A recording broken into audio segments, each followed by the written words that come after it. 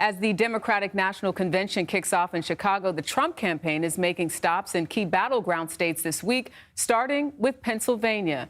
The former president gave remarks on the economy earlier today at a manufacturing facility in York. He later spoke exclusively to CBS News political correspondent Caitlin Huey-Burns about the race for the White House and the key issue of abortion rights. Will you accept the results of this election? Absolutely. I assume it's going to be a fair election. If it's going to be a fair and free election, the answer is absolutely I will. What does fair mean to you? It means the votes are counted. It means that votes are fair. It means that they don't cheat on the election. They don't drop ballots. They don't install new rules and regulations that they don't have the power to do. They don't use 51 intelligence agents to give phony reports, which had an effect on the election. They don't do many of the things that they did in the last election. If you lose this election, will it have been legitimate? If I see that we had a fair and free election, which I hope to be able to say, but if I see that, you will never see anybody more honorable than me. I'm an honorable person. You see the report that came out on Biden today from Congress with all of the money that was stolen. But you didn't accept the results of the last election. Well, that's right, because there were many problems with the last election. You know it. Even though all of the legal cases were dropped. No, they weren't brought because the judges wouldn't take them because they said it was after the election. Well, how else are you going to find out cheating until after the election? I think things have been done over the last 4-year period that will make this a free and fair election. And certainly, if for some reason I lose, and I think if I lose, this country will go into a tailspin, the likes of which it's never seen before, the likes of 1929. But if I do, and it's free and fair, absolutely I will accept the results. We are 1 month removed from the assassination attempt on your life. Yeah. I'm wondering if you are suffering any PTSD from that experience. No, not at all. But I do, in thinking about it, it's a miracle that I wasn't killed, as you know. You saw the flight of the bullet and everything else. You saw, they say, an eighth of an inch away, an eighth of an inch. And there has to be a reason. And I do believe in God. I also believe perhaps God had a purpose that he wants to save this country.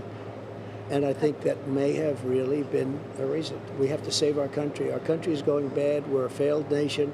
We're failing very badly. You just take a look at the mess that's happening right now in Chicago. The answer is it was a very close call. An eighth of an inch, and I wouldn't be talking to you right now. And I think God has a reason for doing things, and his reason might very well be that he wants to save this country, maybe save the world. Have you suffered any other kinds of effects? No, not at all. I haven't. I mean, I got better. I healed well, and I haven't. But it could have been very bad. I want to ask you about the Supreme Court. Are you going to release a list of Supreme Court nominees that you would pick? Yes, I will. Anybody that's on that list right now? I'll be releasing it, I'd say, over the next 3 or 4 weeks. I think the Democrats should do the same thing, but I'll be releasing. Last time I released a list of approximately 25 people, and I picked from that list. I think it's an important thing to do. I will be releasing a list over the next probably month or so. You were influential in picking 3 Supreme Court justices to overturn Roe v. Wade. Do you have any regrets about the overturning of Roe v. Wade? Well, they've wanted to overturn it for 52 years. For 52 years, they've worked to overturn Roe v. Wade. They wanted to bring it back to the states. All legal scholars, all Democrats, everybody wanted to bring it back. This is for years and decades and decades. And they brought it back to the states. And now the states are controlling it. It's in the hands of the states. And people are voting. And frankly, I believe in the exceptions, like Ronald Reagan believed in the exceptions. I think most people, most Republicans do believe in the exceptions. And we are having a great response. Ohio voted. And by the way, they voted more liberally than some people would have thought. Kansas voted. Many of the states have voted or in the process of voting. And what it did is it brought it back to the states and allows the people to vote. And we can, after 52 years, we can clean up something that frankly has been a very hot bone of contention. We want to unify our country. And people have different thoughts on it and all. And I will say this, that in some cases it was a more liberal vote or a more progressive vote than some of these states would have thought. And in some cases, perhaps it'll be the other. But It's now in the hands of the people. And again, Democrats and Republicans, everybody wanted to do this for 52 years, and I got it done. And we should never be in the federal government. The federal government should have nothing to do with this issue. And it's being solved at a state level, and people are very happy about it. So no regrets? No regrets, no. I wouldn't have regrets. Again, I did something that most people felt undoable. They didn't want it in the federal government. It shouldn't be in the halls of the federal government. It should be in the state governments. And I was able to bring it back to the state governments, and now the people are voting. And again, they're voting in many cases with the exceptions, the 3 exceptions, like Ronald Reagan, like myself. As president, would you enforce the Comstock Act, which could prohibit the sale of or the distribution of medication abortion by mail? No, we will be discussing specifics of it, but generally speaking, no, I wouldn't. You would not enforce the Comstock Act? I would not do that. Should medication abortion be widely available? Well, it's going to be available, and it is now.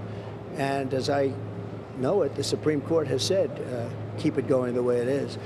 I will enforce and agree with the Supreme Court, but basically they've said keep it the way it is now.